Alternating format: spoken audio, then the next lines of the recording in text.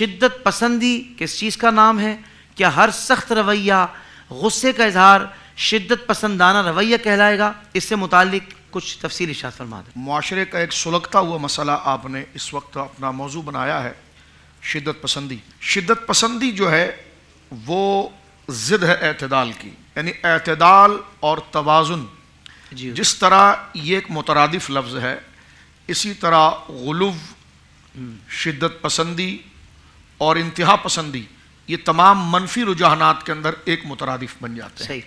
اللہ رب العالمین جل وعلا نے اس امت کی تعریف کرتے ہوئے ارشاد فرمایا کہ وَكَذَلِكَ جَعَلْنَاكُمْ أُمَّةً وَسَطًا، حبیب علیہ الصلوۃ والسلام ہم نے آپ کی امت کو امت وسط بنایا ہے۔ وسط جو ہے وہ افراط و تفریط کے درمیانی حالت کو کہتے ہیں، یعنی توازن کو۔ ناظرین کو سمجھنے کے لیے اگر تھوڑی مشکل ہو رہی ہے تو یوں سمجھ لیجئے کبھی ہم گھر کا سودا سلف لینے کے لیے سبزی خریدتے ہیں یا گوشت خریدتے ہیں تو اس کو باقاعدہ طور پر ترازو کے اوپر تولا جاتا ہے۔ ترازو اگر ایک دفعہ جھکا ہوا ہو اور دوسری طرف سے اٹھا ہوا ہو یہ بھی عیب ہے، اور دوسری جانب سے جھکا ہوا ہو دائیں طرف سے اٹھا ہوا ہو یہ بھی عیب ہے۔ تو یہ افراط ہے اور وہ تفریط ہے۔ اور جب ترازو کی دونوں تھالیاں اور پلڑے ایک دوسرے کے محاذات مقابل بالکل جب سامنے بیلنس نظر آتے ہیں تو اسی کو انگریزی میں بیلنس کہتے ہیں، عربی میں اعتدال کہتے ہیں، اور قرآن نے اسی کے لیے لفظ جو نقل کیا ہے امتوں وسطا، وسط کا لفظ استعمال کیا۔ تو وسط جو ہے وہ بیلنس کو کہتے ہیں، یعنی جس صورتحال کو جس طرح ہونا چاہیے، جیسے جناب رسول کریم صلی اللہ علیہ وسلم کا ارشاد ہے، کیونکہ شدت پسندی، غلو، انتہا پسندی یہ بصورت مذمت ہے۔ اعتدال، توازن، وسط، بیلنس یہ خوبی صفات میں سے ہے۔ اب آپ دیکھیے کہ قرآن کریم فرقان حمید نے جہاں اس امت کے لیے جو لفظ استعمال کیا ہے وہ امتوں وسط کا لفظ استعمال کیا۔ جناب رسول کریم صلی اللہ علیہ وسلم کی حدیث ہے کہ خیر الامور اوسطها، ہر چیز کا حسن، اس کا کمال، اس کا مڈل ہوتا ہے۔ ہم اپنی زندگی کو دیکھ لیں، ہماری زندگی کے اندر ایک بچپنا ہے، ٹھیک ہے، اور ایک بڑھاپا ہے۔ بچپنا وہ ہے کہ جو ذوق شوق تھا وہ پا نہیں پائے، بڑھاپا یہ ہے کہ شعور تو بالغ ہو گیا لیکن لذت نہیں حاصل کر سکتے۔ تو بڑھاپے اور بچپن کے درمیان جو بیلنس تھا وہ کیا تھا؟ جوانی۔ تو ہماری عمر کے اندر بھی دیکھیں جو جوانی جو درمیان میں آتی ہے وسط میں، تو جناب سید عالم کا یہ کلمہ اور ارشاد فرمائے جوامع الکلم کتنا شاندار اصول ہے کہ خیر الامور اوسطها، ہر چیز کا حسن، اس کی خیر، اس کی بھلائی، اس کا بیلنس اور مڈل ہوتا ہے۔ اب دیکھیں ایک انتہائی طور پر اپنے مال کو روک دینا، بخل، یہ بھی انتہائی معیوب ہے، اور مال جو ہے اس کو غیر ضروری جگہ پر خرچ کر دینا وافر مقدار میں یہ بھی معیوب ہے۔ اور ان دونوں کے درمیان، ان بخل اور اسراف، اس کے درمیان جو سخاوت ہے اور جوادیت ہے اور جو سخاوت ہے وہ ان دونوں کے درمیان آپ دیکھیں گے کہ حسن نظر آتا ہے۔ تو یہاں سے ناظرین سمجھ گئے ہوں گے ایک ترازو والی مثال کے ذریعے کہ ہم کس موضوع پر بات کرنا چاہتے ہیں۔ ترازو کا ایک جانب جھکا ہوا دیکھنا تو ہم کہیں گے کہ جناب آپ جو ہے وہ ظلم کر رہے ہیں، اسی ظلم کا دوسرا نام شدت پسندی ہے، اسی ظلم کی دوسری کیفیت کا نام انتہا پسندی ہے، اسی ظلم کی کیفیت کا نام جو ہے وہ غلو ہے۔ بچے کو صبح اٹھ کر مدرسے جانا کتنی تکلیف دہ ہوتی ہے، اور اسے جناب اسکول جانا کتنی تکلیف دہ مرحلہ ہوتا ہے۔ ایک مزدور کے لیے صبح سردی میں اٹھ کر اپنے نوکری پر جانا کتنا تکلیف دہ مرحلہ ہوتا ہے، لیکن اس کا جو نفع ہے وہ اسی ضابطے کے اندر ہے۔ اب وہ جو نفع پائے گا تو اسی شدت، اسی سختی کو پائے گا تو جناب وہ نفع تک پہنچے گا۔ اب کیونکہ اس نفع تک، اس تعلیم تک پہنچنے کے لیے اسے اپنے اوپر ان تمام چیزوں کو جو اس کی شدت آ رہی ہے اس کو برداشت کرنا پڑے گا۔ وہ شدت دراصل اس کے لیے رحمت ہے، کیوں؟ کیونکہ نفع تک پہنچانے کا اس ضابطے کے اندر وہ موجود ہے۔ اب اگر مزدور مزدوری کی بجائے چوری کرنا شروع کر دے، ٹھیک ہے نا، تو اب اس نے اپنے منفعات یا اپنے نفع کو پانے کے لیے وہ طریقہ اختیار کیا جو اس کا ضابطہ نہیں تھا، تو اب گویا کہ اس کے اوپر سزا یا حد کا آنا، اب وہ بھی اپنے اس جہد کے ساتھ جو ہے کہ وہ شدت پسندی نہیں، وہ عدل ہے، کیونکہ اس کی اصلاح کر کے اور پورے معاشرے کو بچایا جا رہا ہے جس کے مال کو لوٹا گیا ہے، ٹھیک ہے نا۔ ایک بات تو یہ ہے۔ دوسرا یہ کہ جناب کوئی کہے کہ جناب آپ کتنے شدت پسند ہیں، کیا ہوا کہ آپ نے گھر کا دروازہ اتنا موٹا رکھا ہوا ہے، اوپر سے آپ نے فینس بھی لگائی ہوئی ہے، کرنٹ کی تاریں بھی چھوڑی ہوئی ہے، تو کوئی ایسا کہہ سکتا ہے کہ جناب کتنے شدت پسند ہے اپنے گھر کو بچانے کے لیے؟ اب چور بیچارہ آئے تو کیسے آیا ہوا، تو آئے گا تو اس کو کرنٹ بھی لگ جائے گا، اور وہ دروازہ آپ نے اتنا موٹا لگایا ہوا ہے، تو کوئی کہے گا بھائی یہ کیسی باتیں کر رہے ہو، یہ کون سی شدت پسندی ہے؟ میرے گھر میں میرا سکون ہے، میری دولت ہے، اس کو بچانے کے لیے میں نے کیا. تو کہا جناب گھر کی دولت بچانے کے لیے جب آپ نے شدت کے سارے مراحل کیے ہیں تو یہ عدل کہلایا, کیونکہ وہ آپ کی امانت کی حفاظت تھی. تو اسی طرح دین اور حیا کے لیے جو بندہ عمل کرتا ہے اپنے حق کے لیے, وہ بھی اعتدال اور عدل ہوتا ہے, نہ کہ وہ شدت پسندی ہوتی ہے. یہ میں نے تھوڑا سے مختلف تراشے آپ کے سامنے, آپ کے توسط سے ناظرین کے سامنے پیش کی ہیں تاکہ وہ سمجھ سکیں کہ ہم کیا بات کرنا چاہ رہے ہیں. جوانی کی جیسے مثال آپ کے سامنے دی. قرآن کریم نے اس امت کو امت وسط کیوں قرار دیا تھا؟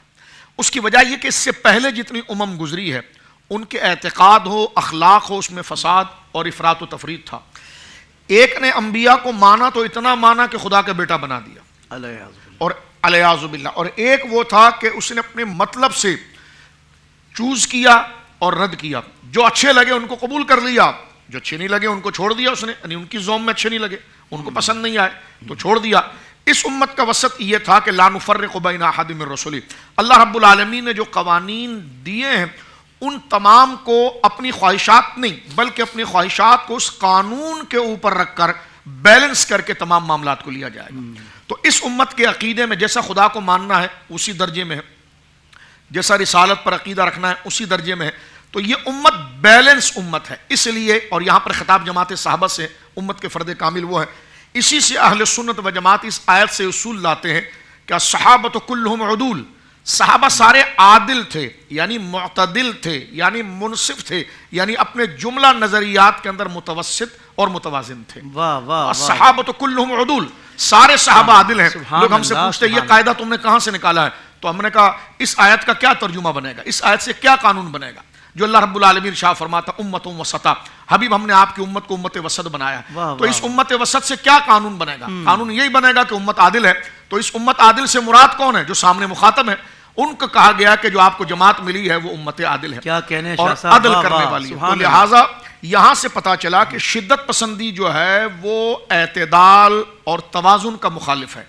جس طرح آپ اعتدال کہتے ہیں اسی طرح آپ لفظ توازن کہتے ہیں, اسی طرح آپ لفظ بیلنس کہتے ہیں. ٹھیک ہے نا. اسی کے مخالف جو بری صفت ہے یا اس کا جو مقابل ہے وہ غلو ہے. اس کو غلو بھی کہہ سکتے ہیں, شدت پسندی بھی کہہ سکتے ہیں, اور انتہا پسندی بھی کہہ سکتے ہیں.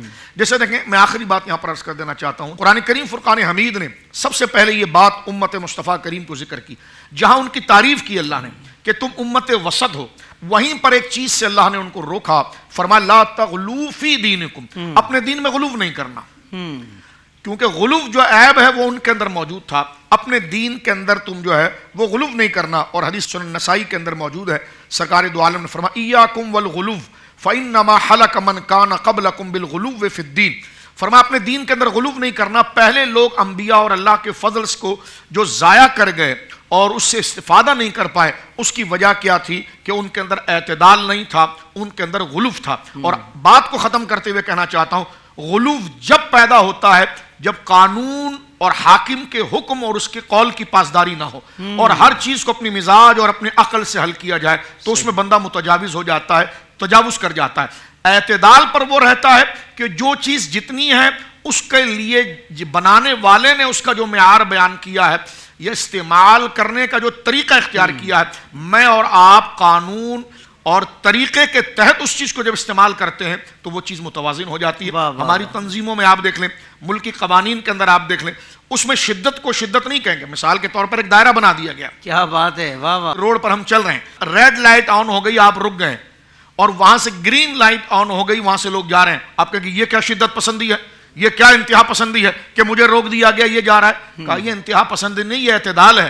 انتہا پسندی جب ہوتا ہے جب قانون کو تجاوز کے, قانون یہ بنا ہوا ہے تو قانون کی پاسداری یا قانون کے تحت رہ کر اس کی سختی, وہ سختی نہیں ہوتی, وہ بھی توازن کے اندر آتی ہے.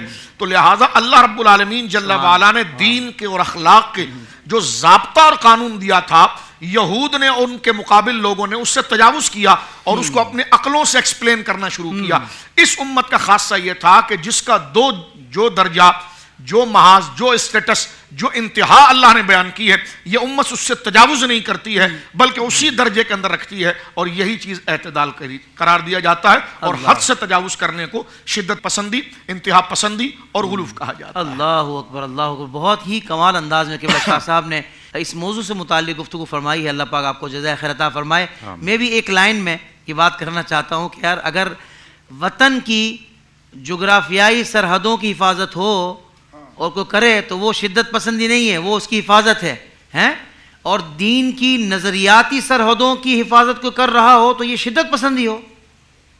یہ تو دوہرا معیار ہے نا، یہ تو ڈبل اسٹینڈرڈ ہوا ان لوگوں کا کہ وطن کی حفاظت جو کر رہے ہیں تو وہ محافظ ہیں، جغرافیائی سرحدوں کی جو حفاظت کر رہے ہیں، اور جو وطن کی یا دین کی نظریاتی سرحدوں کی حفاظت کر رہے ہیں وہ پھر شدت پسند کیسے ہو گئے؟ زندگی کے تمام شعبوں میں دینی رہنمائی حاصل کرنے اور آخرت کو بہتر کرنے کے لیے ہمارے YouTube channel Islamic digital studio کو سبسکرائب کر لیں اور بیل آئیکن بھی پریس کر لیں. قرآن سے بھی ملاتا ہے ہمارا